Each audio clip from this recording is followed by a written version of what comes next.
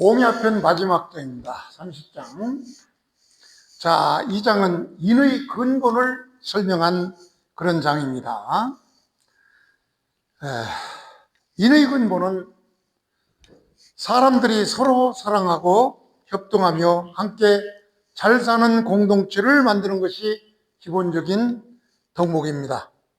그러나 모든 것을 인식하고 실천하는 그 주체는 항상 나 자신이어야 된다. 이게 중요하죠. 나를 중심으로 남을 사랑하고 남을 도와서 잘되게 하는 덕행을 의미한다. 이 장에서는 인을 그렇게 설명하고 있습니다. 요약해서 말하면은 자궁은 널리 베풀고 많은 사람을 구제한다. 이렇게 자기가 무슨 왕이나 된 듯이 엄청 인의 보물을 확대해서 넓게 우주의 중심이 자기인 것처럼 이렇게 얘기를 했는데 대해서 공자는 그것은 이렇게 자공이 말한 이런 그 인의 시련은 성인이나 가능한 것이다. 이렇게 봤어요. 성인의 경지에 이르는 것이, 하는 사람들이 하는 것이지, 인의 실체적인 방법은 항상 내가 서고자 할 때, 그때 남도 서게 하고, 내가 어떤 일을 달성하고자 할 때, 남도 달성하게 하는 거. 그래서 항상 그 가까운 데서 비유를 찾는 거, 이것이 인이라 이렇게 근치 비를 서를 설명하면서 공자가 인에 대한 설명을 자기 자신을 기점으로 해서 설명한 인의 의미입니다. 그래서 문장이 길으니까 이 문장은 먼저 문장 그 주해를 먼저 하고 본문을 해석하기로 하겠습니다. 작업은 언제나 언어가 뛰어난 학자로 우리가 이미 여러 번 봤죠. 언어가 뛰어나고 경제력이 있어서 많은 경제적 도움을 공자학당에 했던 사람으로 여러 번 설명한 적이 있습니다. 자공은 말하기를 여는 만약에 이런 얘기입니다. 만약에 뭐하면 이런 얘기입니다. 만약에 뭐하면 박시어민 여기서 시에민 그러니까 넓게 베풀다. 누구의 국민에게 넓게 베풀면 이런 얘기죠. 그 다음에 이능제종 능은 뭐 할 수 있다 이러니 구제할 수 있다. 대중을 구제할 수가 있다. 여하여는 어떻습니까? 이런 얘기죠. 어떻습니까? 공자한테 자기 말에 대한 의견을 요청하는 것이죠. 이것이 바로 가의, 인이라고 할 수 있습니까? 라고 자궁이 공자한테 설명을 하니까 공자는 하사어에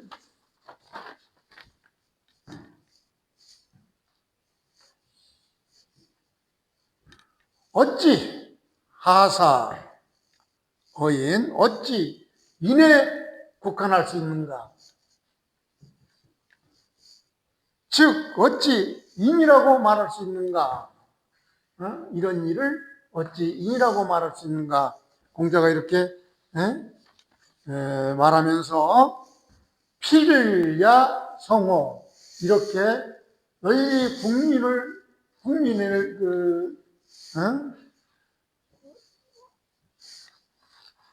구제하고 백성을 구제하고 국민에게 베푸는 그런 시에는 바로 성호, 성인이라 하는 것이다. 이렇게 공자가 대답을 하면서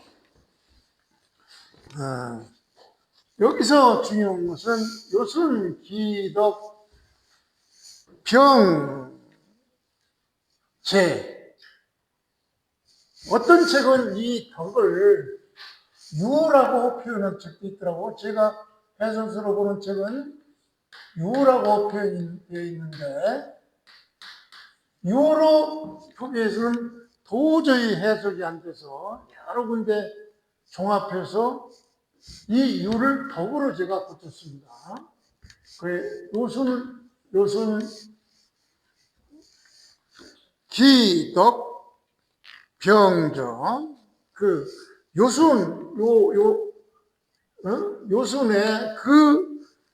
요순 같은 그 성인들의 덕, 이것은 오히려 이 기덕, 그들의 덕.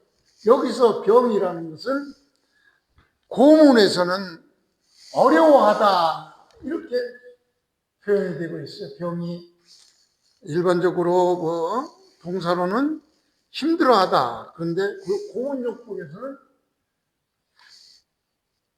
어려워하다 이렇게 표현이 되어 있습니다. 어려워하다.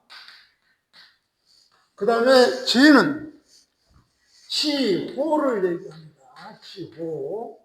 그러니까 요순의 그 덕도, 요순이 성왕인데 그들의 덕도, 그것을 상당히 어려워했을 것이다.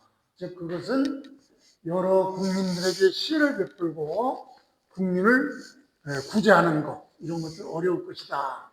그래서 자고로 부인자, 자고로 인이라는 것은 희욕, 여기까지가 희, 내가 서기를 바란다면 입인, 여기서도 앞에 기욕이 빠졌죠. 기. 내가 서기를 바른다면 남도 서게 하라. 서도록 욕심을 부려한다. 기욕, 입인, 다른 사람을 서게해야 된다. 즉 또 기욕달, 내가 어떤 일을 달성하기를 바라면, 여기도 마찬가지죠. 기욕이죠. 내가 다른 사람을 달성하도록 해야 한다. 가의, 그래서 가의, 이런 것들이 가의 인의 한 방도인 것이다. 이런 내용을 전제로 해서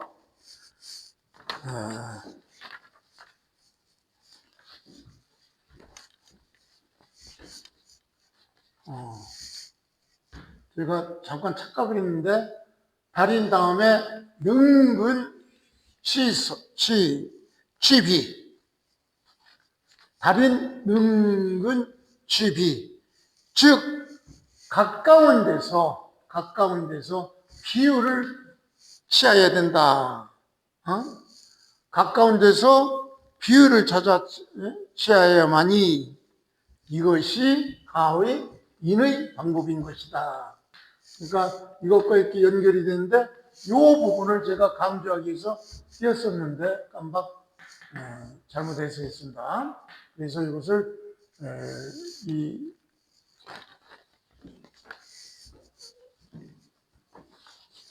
단어를 살펴봤으니까 이것을 기준으로 해서 이 문장을 설명을 해석해 보기로 하겠습니다.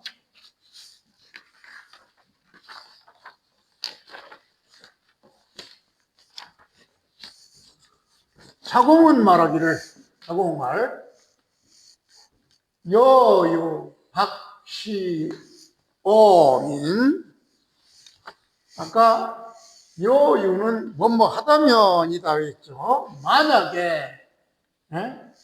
만약에 백성에게 널리, 넓을박이죠. 널리 시 베풀면,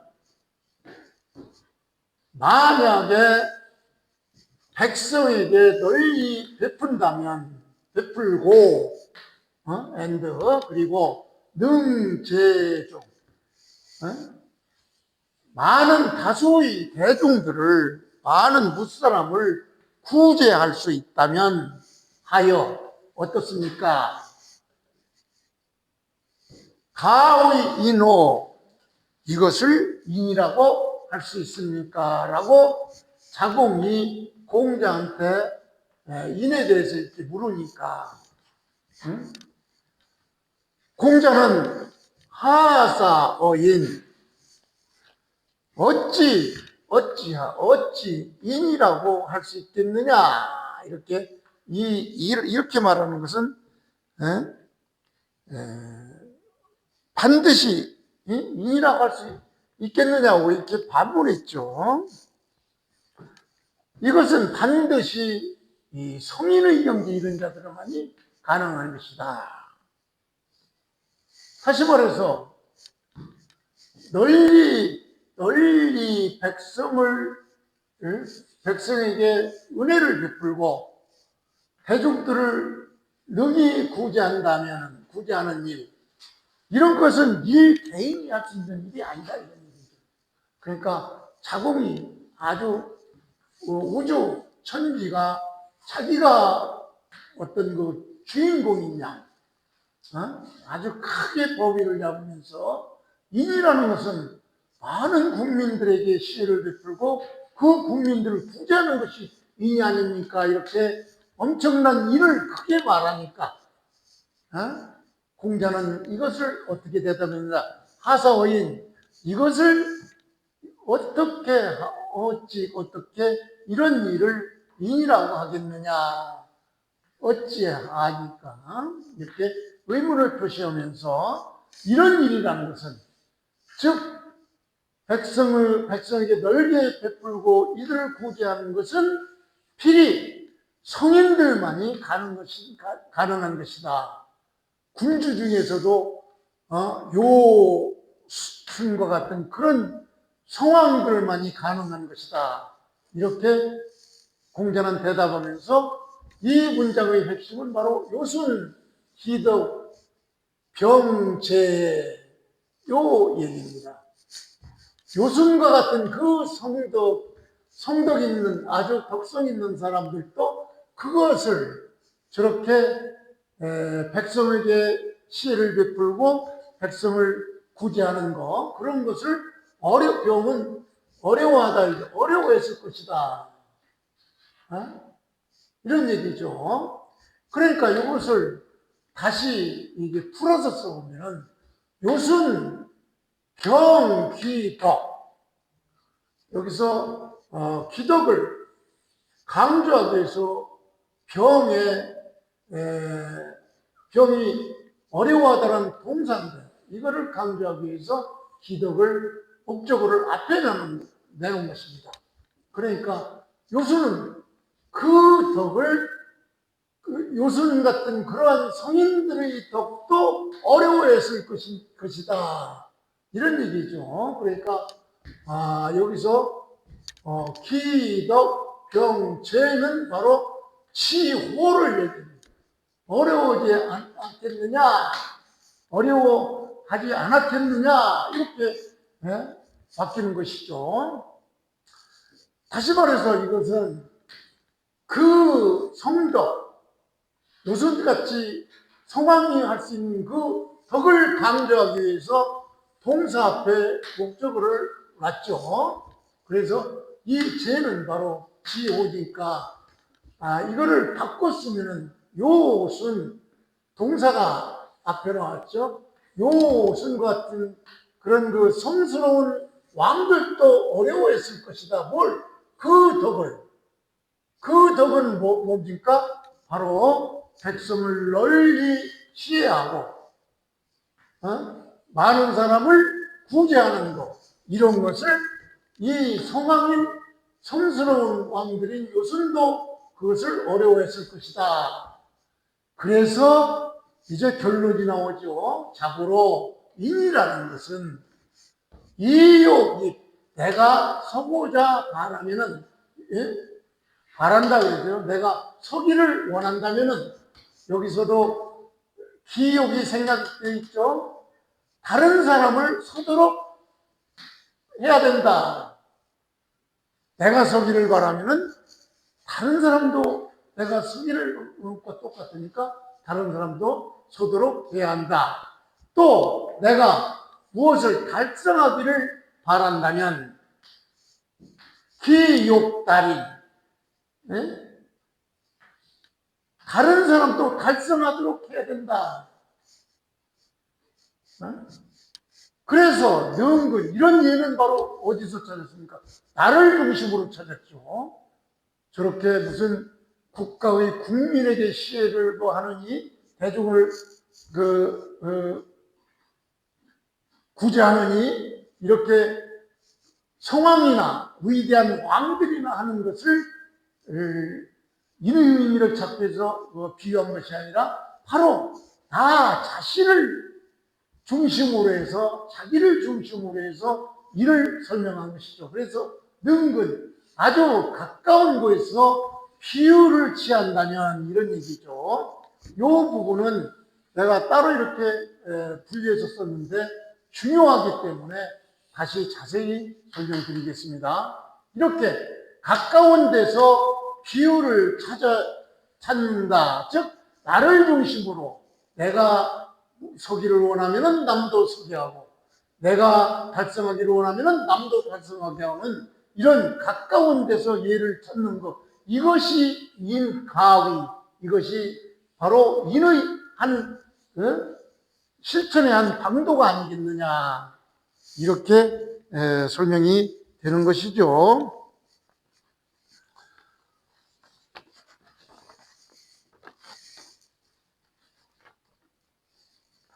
자, 여기서 중요한 능근취비,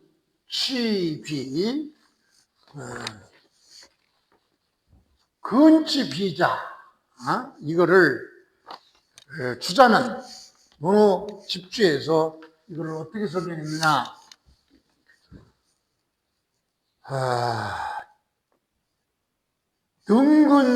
능근취비를 집주 원문에는 근취비자에서 가까운 데서 비유를 찾는다는 것은 취재귀신,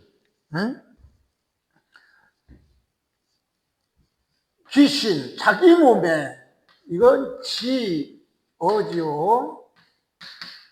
자기 몸에 그것을 취하여, 비유를 취하여, 추인어 있냐, 취하여, 즉 남에게 그것을 유추해서 적용한다는 그런 뜻이다. 이런 의미로 논어집주에서는 해석하고 있습니다. 즉 이 얘기는 바로 무슨 얘기냐? 내가 싫은 것은 남도 싫고 내가 원하는 것은 남도 원한다. 그래서 아주 가까운 데서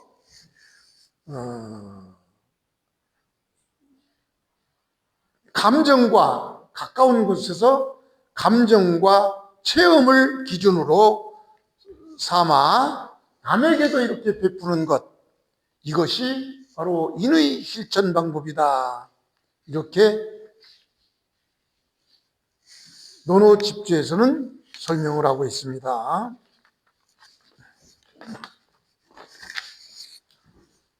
7장 수리편입니다. 이 7장 수리편, 이건 바로 1장의 수리, 이 문장에서 따서 수리편인데 이 7장은 37장으로 되어 있습니다. 37장으로 되어 있지만 문장들이 짧고 그래서 그렇게 양은 많은 것은 아니지만 이 이 수리편은 바로 어, 공자가 스스로의 학문, 사상, 문물제도죠. 학문이나 말, 행동, 취미, 인품 등에 대한 그런 언급한 내용이 바로 수리편입니다. 아까도 얘기했지만 수리라는 뜻은 바로 수리부작에서 나왔죠. 먼 것을 전수하되 만들지 않는, 창작하지 않는다, 이런 얘기죠. 그러니까 공자가 전술한 여러 가지 내용들, 이런 내용들은 자기가 어떤 상상으로, 상상의 나래를 펴서 어떤 것을 창작하는 것이 아니라 있는 그대로를 해석했다, 이렇게 얘기하는 것이죠. 그러니까 내려오는 그 고전들, 이런 것들을 자기의 사상과 자기의 인품과 취미와 학문, 이런 것에 맞춰서 이런 옛글을 설명했다, 이런 얘기죠. 그래서 이 수리편의 이 성격은 바로 공자 자신에 대한 기록이 많습니다. 즉, 공자는 자기 자신을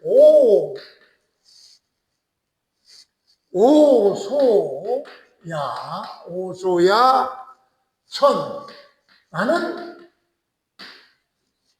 천하게 태어났다. 어려서 나는 어려서 천하게 태어났다. 고로 여러 가지가 능하다. 어떤 것에 능하냐? 바로 아주 보잘것없는 자질구레한 일. 자기는 아주 천하게 태어났기 때문에, 천하게 어려서 컸기 때문에, 즉 공자는 2살 때 아버지가 돌아가시고 어머니가 혼자 키웠죠. 18인가 16에 난 그래. 그렇기 때문에 돌봐주는 사람이 없기 때문에 굉장히 어렵게 살았죠. 천하게 살았죠. 그래서 안 한 일이 없죠. 그래서 재주가 못하는 일이 없을 정도로 자질구레한 일도 잘한다. 이러한 자신에 대한 기록들이 바로 수리편에 나오고 있는 것입니다. 그 다음에 수리편에는 공자의 생활 태도와 성품들, 즉 말하고 행동할 때의 태도, 음식 생활 습관, 음악, 예에 대한 취미, 학문을 즐기는 자세, 학문 태도에 대한 교훈. 공자는 스스로 신중하게 어떤 것을 드러내며 자기는 결코 어른 앞에서 거짓말하지 않는다는 등 학자의 자세를 강조한 그런 내용들입니다. 학문과 수양과 일상화가 핵심 주제가 되죠. 결론적으로 말해서 수리편은 공자의 삶의 태도, 학문, 철학, 성품, 일상의 습관 등 공자의 인간적 모습을 가장 생생하게 보여주는 장이 바로 7편 수리편입니다. 그래서 이 수리편 1편은 1장은 문화라는 것은 바로 시대의 흐름에 따라서 지속적으로 발전하는 것이죠. 그래서 공자는 옛날의 고전을 전하고 서술하면서 그 내용인 예와 도리와 문물 제도 및 고대의 전적들을 열심히 연구하고 그리고 그것들을 현실에 맞게 해석하고 적용하고자 한 그런 내용에 대한 장이 바로 수리편 1장입니다. 그래서 1장을 보면은 바로 자왈, 수리, 부작, 불작. 술은 바로 그냥 전하다, 기술하다, 전술하다 이런 얘기인데 여기서는 바로 옛날의 고전을 전하고 서술하다 이런 내용으로 해석이 돼야 되겠죠. 왜냐하면 뒤에 고라는 말이 나오기 때문에. 그래서 옛날에 이런 옛날 그 서적들, 옛날 전적들을 서술할 뿐이지 이것들을 자기는 창작하지 않았다. 작은 뭐 창작하다 만들어내지 않았다. 이런 얘기죠. 그냥 사실대로 전했을 뿐이지, 전술했을 뿐이지, 창작하지 않았다. 신이 호고, 여기서 신과 이의 연결은 신과 호죠. 신고, 호. 그러니까 믿음과 조합, 옛날 것을, 옛 것을. 그러니까 다시 말해서 신이라는 건 그대로 믿는다. 옛 것을 그대로 믿는다. 호는 그냥 좋아한다. 그러니까 옛 것을 그대로 믿고 그것을 좋아한다. 그러니까 여기서 고라는 게 뭐냐? 이게 중요하죠. 고는 바로 요순시대, 요순과 또 문왕무왕, 그리고 주공단. 자기가 제일 존경했던 사람이 주공단이죠. 주공단 등 고대 이런 성인의 도지요. 성인의 도. 즉, 옛날의 학문이나 사상, 문물제도 이런 것을 믿고, 그대로 그 사실대로 믿고, 좋아하고 학습했다. 좋아해서 학습했다. 이런 의미를 가지고 있죠. 그래서 결론을 뭐라고 했나? 절비. 절은 상가 하노라. 이런 얘기. 절도에서 몰래 훔치다. 몰래 여러 가지 뜻이 있는데, 여기서는 겸손하게 위해서 감히 하노라. 감히 비니까, 감히 비유하노라. 비교하노라. 누구에게? 나에 대해서 감히 비유하나. 무엇을? 노팽이라는 사람에게 나를 감히 비유하노라. 이런 얘기.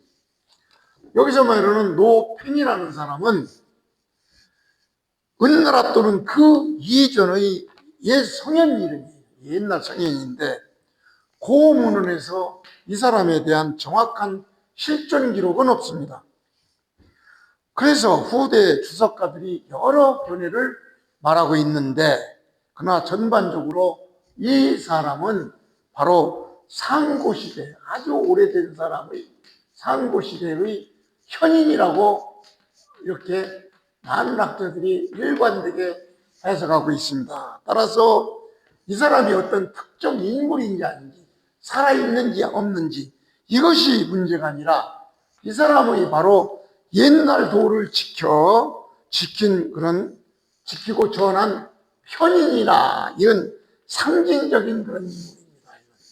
그래서 공자는 이런 상징적인 인물, 옛날에 도를 지켜전한 현인, 이 상징적인 인물에 감히 비교하노라. 이렇게 얘기를 하고 있죠. 그래서 이것을 직접 해석해 보면 바로 공자는 나는 여기서 이제 이 술의 주어는 공자겠죠. 공자는 그냥 전술했을 뿐 창작하지 않았다. 무엇을 목적으로 생각해 있죠? 바로 옛 요순시대 문왕과 무왕 주공단의 그런 도를 자기는 그냥 전술했을 뿐이지 장려하지 않았다. 왜냐? 그것을 그 유선시대 그런 문물 그런 제도 이런 것들을 자기는 그대로 믿고 좋아했기 때문이다. 응? 그래서 자기가 이렇게 좋아하는 이런 일을 가지고 감히 비유하노라. 누구와? 나를 감히 비유하노라. 누구와? 노편이라는 바로 상고시대의 현인, 즉 옛도를 지키고 전한 이런 현인이라고 생각하는 이 사람과 자기도 비교하고 싶다. 그러니까 자기도 이 사람처럼 옛날에 그런 도를 지키고 이것을